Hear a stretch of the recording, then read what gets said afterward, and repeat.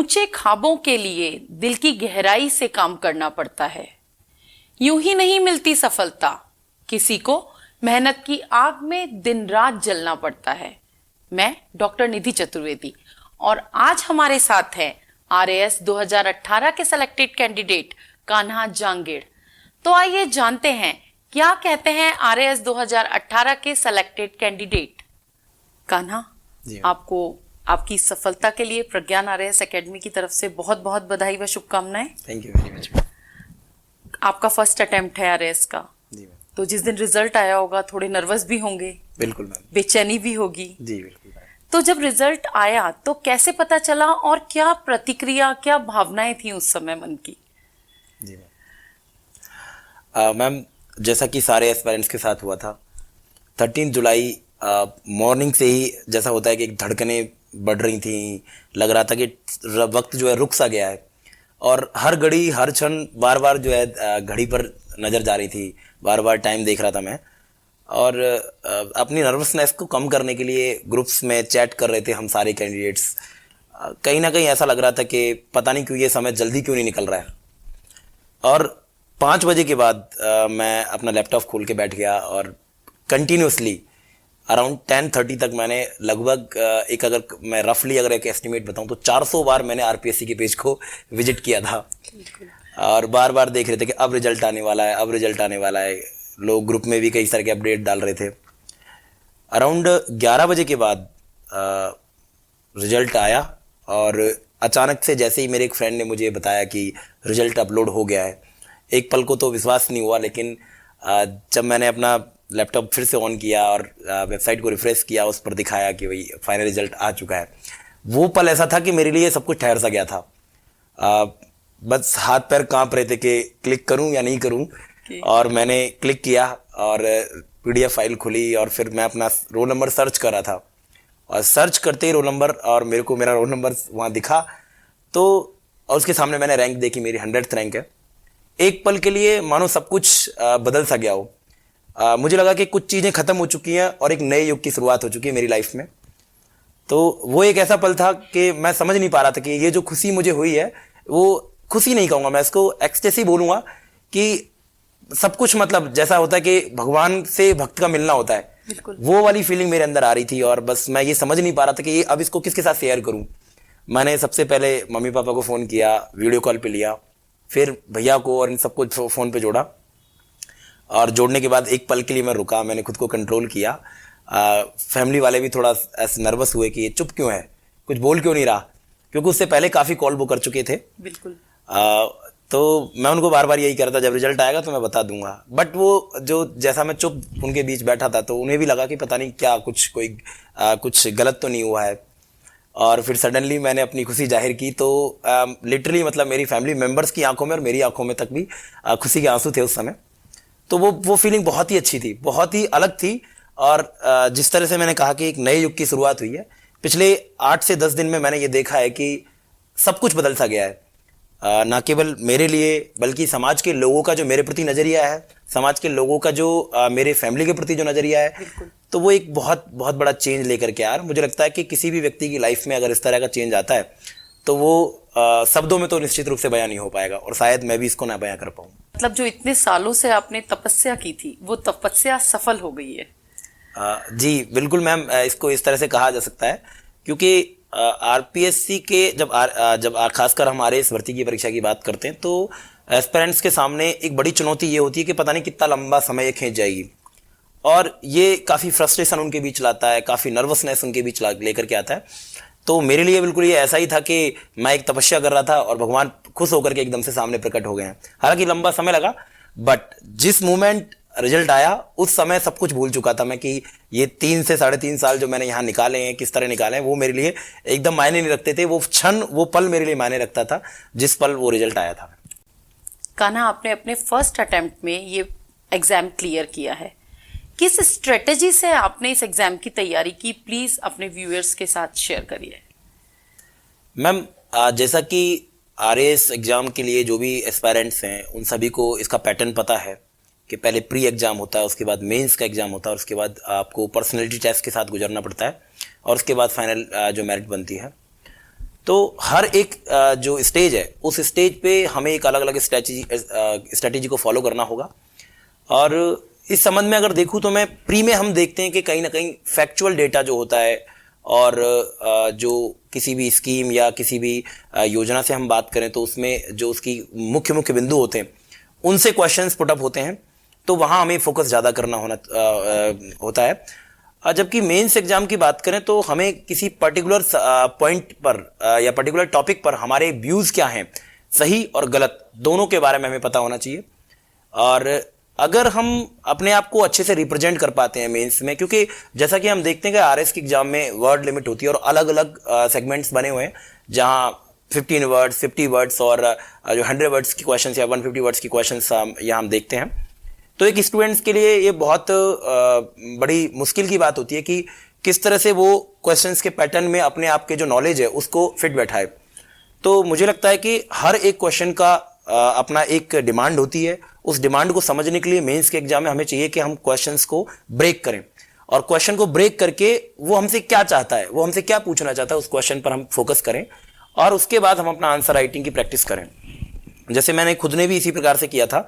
मैंने particular subjects को divide किया कुछ सेक्शंस में। जैसे मैं केवल हिस्ट्री की अगर बात करूं तो अगर माना हिस्ट्री में मैं एक मुगल काल की बात कर रहा हूं तो मुगल काल को मैंने डिवाइड किया कई सारे फैक्टर्स में, लाइक वहाँ की स्थापत्य कला, वहाँ की जो मूर्ति कला और उसकी चित्रकला और उसकी अन्य जितनी भी ऐसी जो अचीवमेंट्स रहे हैं उन सब के बारे में मैंने एक अलग अलग पेज पर उनको रिप्रेजेंट करने की कोशिश करी, उनको लिखने का कोशिश किया।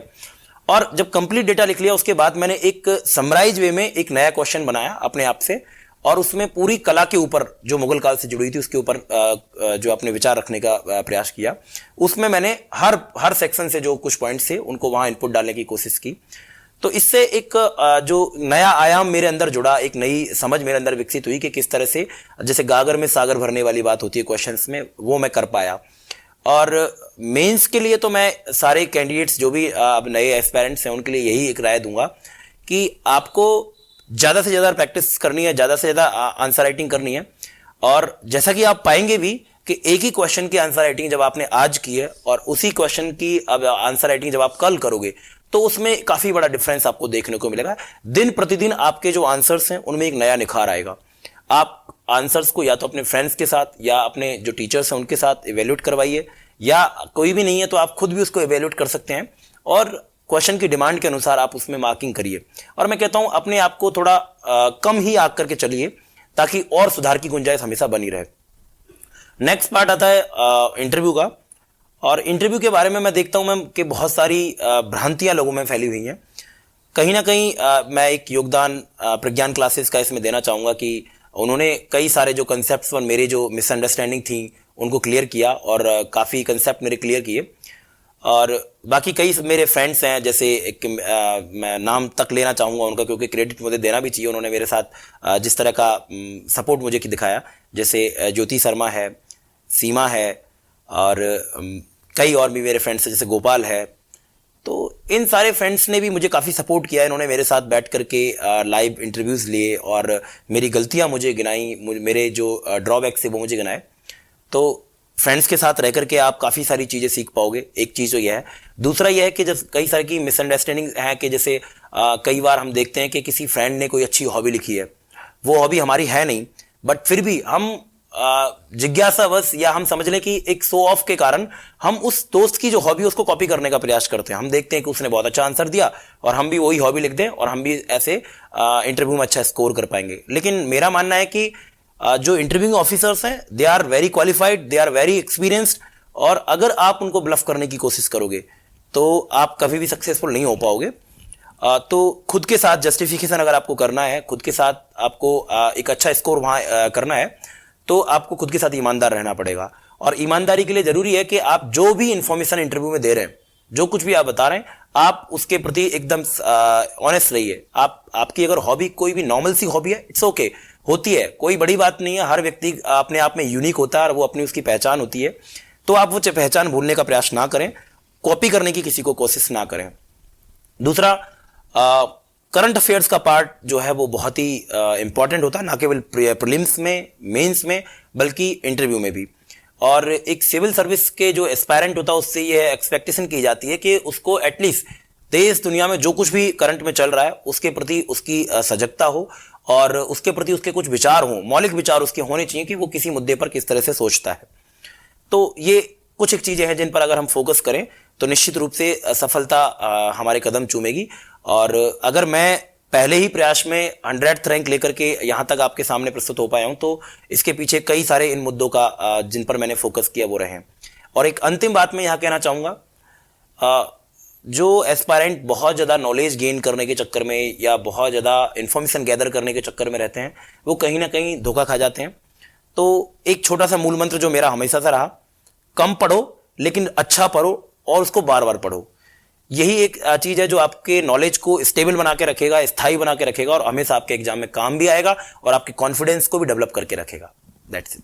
कान्हा, आपने बताया इंटरव्यू में किस तरह से खुद को प्रेजेंट करना चाहिए, तो क्या आपने जब इंटरव्यू की प्रिपरेशन की तो आप इन सब चीजों में परफेक्ट थे? नहीं मैम, कोई भी व्यक्ति अपने आप में परफेक्ट तो अपने आप को नहीं कह सकता। मेरी भी बहुत सारी कमियां थी। जब मैं फर्स्ट टाइम वीएल सर से मिला था प्रज्ञान क्लासेस में तो उन्होंने मुझे कई सारी जो मेरी ड्रॉबैक्स थे, मेरी जो गलतियां थी वो मुझे गिनाए और मुझे ना केवल अपनी गलतियां बताई बल्कि किस तरह से मैं अपने आप को सही तरह से रिप्रेजेंट कर पाऊंगा, किस तरह से उन गलतियों को मैं दूर करके और एक अच्छे वे में अपने आप को रिप्रेजेंट कर पाऊंगा, इस तरह का गाइडेंस उन्होंने मुझे दिया। पर्सनली कई बार मेरे से फ़ोन पर बात की उन्होंने और कई सारी चीज़ें मुझे समझाई। तो उसका एक अच्छा योगदान, एक बड़ा योगदान उनके द्वारा मेरी लाइफ में रहा है। तो कुछ क्रेडिट डेफिनेटली सर को जरूर जाता है। मेरी मेहनत थी लेकिन उस मेहनत को एक सही दिशा दिखाने का काम बीएल सर ने किया, मैं उसके लिए उनका थैंकफुल हुआ। कान्हा, आपने स्ट्रेटेजी बताई कि प्री के लिए ये स्ट्रेटेजी होती है, मेंस के लिए स्ट्रेटेजी होती है। हम फोर्थ पेपर जो है जिसमें हिंदी और इंग्लिश है, क्या आपको ऐसा लगता है कि जो एस्पायरेंट्स हैं वो फोर्थ पेपर को थोड़ा कम ध्यान देते हैं और बाकी सारे सब्जेक्ट पे बहुत ज्यादा ध्यान देते हैं? क्या आपका ये मानना है? और अगर ऐसा है तो क्या ऐसा करना चाहिए और किस तरह से उस पेपर को तैयार करना चाहिए? मैम, जहां तक मेरा मानना है, मैं कई सारे एस्पिरेंट्स के साथ में रहा हूं और कई से मेरा कांटेक्ट रहा है। मेरा मानना है कि स्टूडेंट ये सोच के चलते हैं कि हिंदी और इंग्लिश ही तो है, कोई बात नहीं, कर लेंगे। बट किसी भी एक पेपर को बहुत ज़्यादा इंपॉर्टेंस देना और किसी दूसरे पेपर को नेग्लेक्ट कर देना, ये अपने आप में खुद के साथ बेईमानी है। और अगर आप सिविल सर्विस के एस्पायरेंट हैं और एक बहुत अच्छा स्कोर करना चाहते हैं तो निश्चित रूप से आपको इक्वल वेटेज हर एक पेपर को देना पड़ेगा। और किसी भी पेपर को अगर आप कम आंक के चल रहे हो तो ये अपने आप में आप खुद के साथ जो है जस्टिफिकेशन नहीं कर पा रहे हो। और मेरा मानना है कि हर पेपर को इक्वल वेटेज दो और खासकर हिंदी और इंग्लिश जो फोर्थ पेपर में आती हैं, अगर हम कंपैरेटिवली देखें तो अदर सब्जेक्ट की बजाय थोड़े इजी लगते हैं। बट मैं ये नहीं कहूँगा वो इजी हैं। निश्चित रूप से कई सारे जो कैंडिडेट्स हैं वो इंग्लिश मीडियम स्कूल से हैं और उनका इंग्लिश बहुत अच्छा है तो उनके लिए ट्रांसलेशन में ज़्यादा दिक्कत होती नहीं है। जबकि कई सारे स्टूडेंट्स जो राजस्थान बोर्ड से पढ़े हुए हैं या फिर जो गांव के स्कूलों से पढ़े हुए हैं उनके लिए काफ़ी समस्याएं खड़ी होती है इंग्लिश को लेकर के। तो अगर एक अच्छा फोकस फोर्थ पेपर पर रहे, मैं ये नहीं कहूँगा कि पूरा फोकस आप सिर्फ इस पेपर पर डाल दें, निश्चित रूप से अन्य 3 पेपर्स को भी आप प्रॉपर वेटेज दीजिए, लेकिन चौथे पेपर को अगर आप इग्नोर कर रहे हैं तो कहीं ना कहीं ये आपके लिए घातक हो सकता है। तो एक अच्छा वेटेज आप फोर्थ पेपर को दें और उसकी प्रिपरेशन के लिए कंटिन्यूअसली, मैं कहता हूं कि अगर आप पर डे 1 घंटा भी अगर उस पेपर को देंगे प्री के टाइम से या मेंस के टाइम से भी 2 घंटे या 3 घंटे उस पेपर को देते हैं आप पर डे में, तो डेफिनेटली आप बहुत अच्छा स्कोर कर पाएंगे वहां पर। कान्हा, आप अपनी इस मिली हुई सफलता से पूर्णतः संतुष्ट हैं? मैम, मुझे लगता है कि संतुष्टि जो है वो पूरी तरह से कभी भी इंसान में नहीं आनी चाहिए, क्योंकि अगर कोई भी व्यक्ति पूरी तरह से संतुष्ट हो जाएगा तो उसके अंदर आगे बढ़ने की ललक रहेगी नहीं। मेरा पूरा प्रयास रहेगा कि मैं आगे यूपीएससी का एग्जाम दूं और वहां सफलता प्राप्त करूं। हालांकि जो लक्ष्य मैंने निर्धारित किया था उस लक्ष्य में मैंने एक वांछनीय सफलता प्राप्त की है, तो निश्चित रूप से अभी के लिए मैं सेटिस्फाइड हूं, बल्कि आगे मेरे जो लक्ष्य हैं उनकी तरफ भी मैं प्रेरित रहूंगा और मेरी उम्मीद रहेगी, मेरा प्रयास रहेगा कि मैं आगे भी इसी प्रकार से अच्छा प्रदर्शन कर पाऊंगा।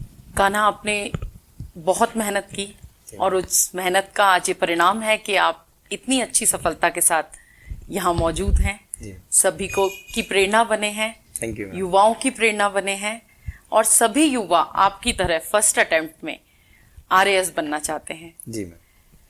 तो आपसे हमारी यही आशा है कि आप अपने कर्तव्यों का निर्वहन अच्छी तरह करते रहेंगे जरूर। और आपका भविष्य उज्जवल रहेगा। तो Thank you. Pragyan RAS academy की तरफ से आपको दोबारा बहुत बहुत बधाई। आप इसी तरह निरंतर आगे बढ़ते रहिए और अपने लक्ष्य को प्राप्त करते रहिए। Thank you very much ma'am.